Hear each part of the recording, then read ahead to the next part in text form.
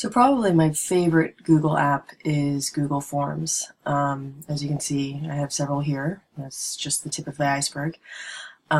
Here they give you a few templates already that kind of gives you some ideas of how the forms can be used.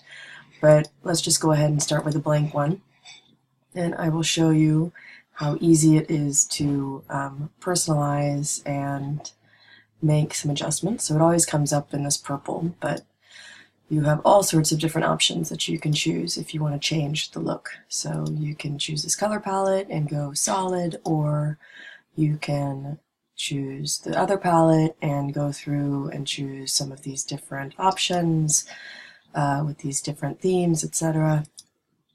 And that can be fun and just change up a little bit your forms so that you can easily identify them. So we'll go ahead and title this. If you want to give a little description to your students, you can give information, etc. This is a practice form. And then over here you can see that you can add questions and another one will pop up.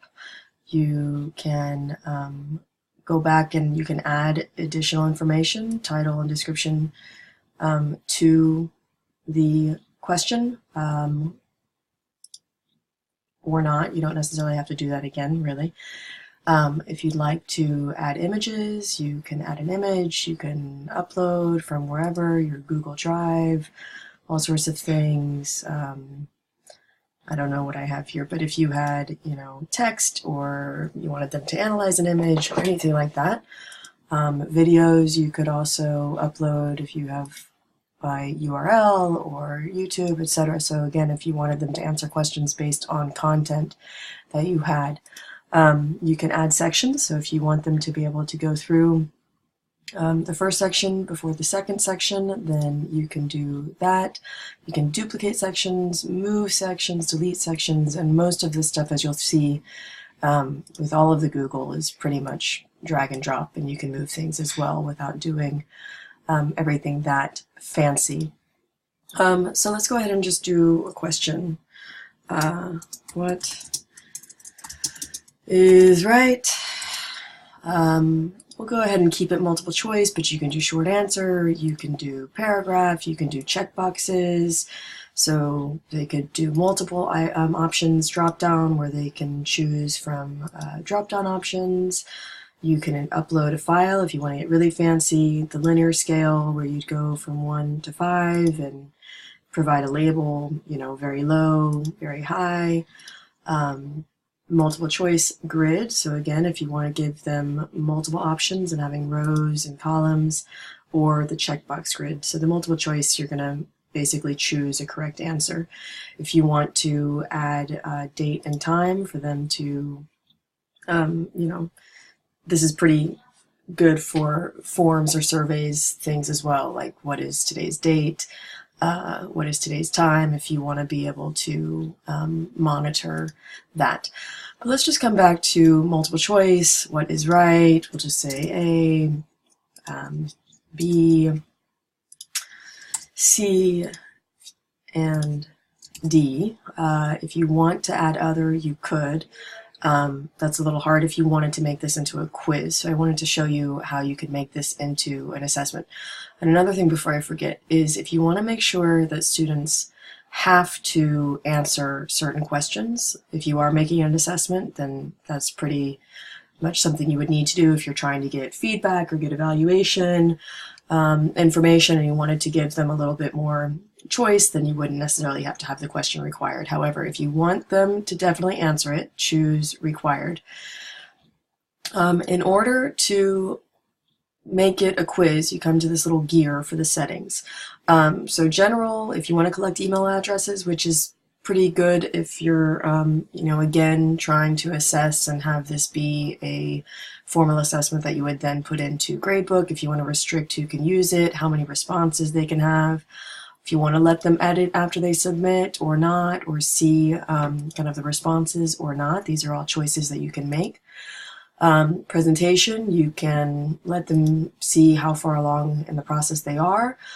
If you want to shuffle the question order, so if you have students taking this assessment during class on Chromebooks and you want to shuffle the order, that makes it a little bit less likely that they might, look at their neighbor and be on the same question. Here you can change the text that they would receive after turning in the assignment if you want. I tend to turn this into French since I'm a French teacher. So for the quizzes here, if you want to make it a quiz, you just click this. And then again, you have some options about what it is that you want them to be able to do. They can either see the grade and the responses immediately after, or if you wanted to make sure that everybody had taken it and come back together and look at it, you could do this. You can let them see the missed questions, the correct answers, the point values, or not, right? These are things that you can check. But what's great about forms and doing these quizzes is this immediate feedback that students can get. So I really recommend that you do allow them to see the questions and the correct answers so that it really fulfills that purpose. So you'd hit save. Once you do that, you see now that this answer key option comes up. So once you come up here, we can change the points. You can do however many that you don't or that you want. Let's say that B is the answer here, and answer feedback you can add, right?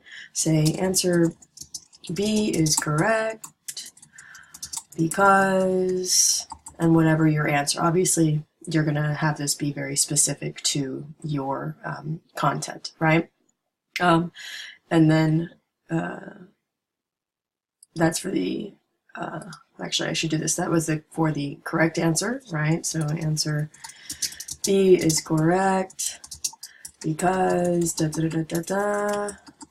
And then here are the incorrect ones. Answers, A, C, and D, are incorrect because, etc. Right? And so then you would save that, and then so students, after they submit, are going to be able to see what it is that their answers, or why their answers were correct or incorrect. And as you see here, you could have multiple that were correct, if you wanted to do it that way as well. So you have quite a bit of freedom. So let's go ahead. I know this is pretty bare bones, right? But let's go ahead and say that we're done and we're ready to send the quiz. So you could either send via email, which is pretty cumbersome because then you'd have to put in everybody's email. However, if you wanted to add a collaborator, say another colleague that shares or teaches the same level, then you could certainly do it this way, add collaborators, invite them via email. You're going to use the mcpsmd.net account so that they would have access, and then they could also make changes. I tend to just get the link. You can copy the big link if you want to shorten it, like if you wanted to put it up on the board and have students go and find it immediately, you could, a little bit easier, then you can do it that way. I tend to get the link, copy it, and put it into Google Classroom or My MCPS Classroom or wherever as a hyperlink that they can follow. If you wanted to embed the form, then this is the embedding link, and you could link it into a website or into My MCPS Classroom or something where they would have the form right there. So once you have that, then you can copy, share it, put it wherever it is that you want, and students would be able to come and take this form. Once you click back up here, the title that you gave here will automatically be there. So that's kind of just getting started. We'll come back and I'll show you what I really love about the responses and the types of forms that you create and what is possible with these responses.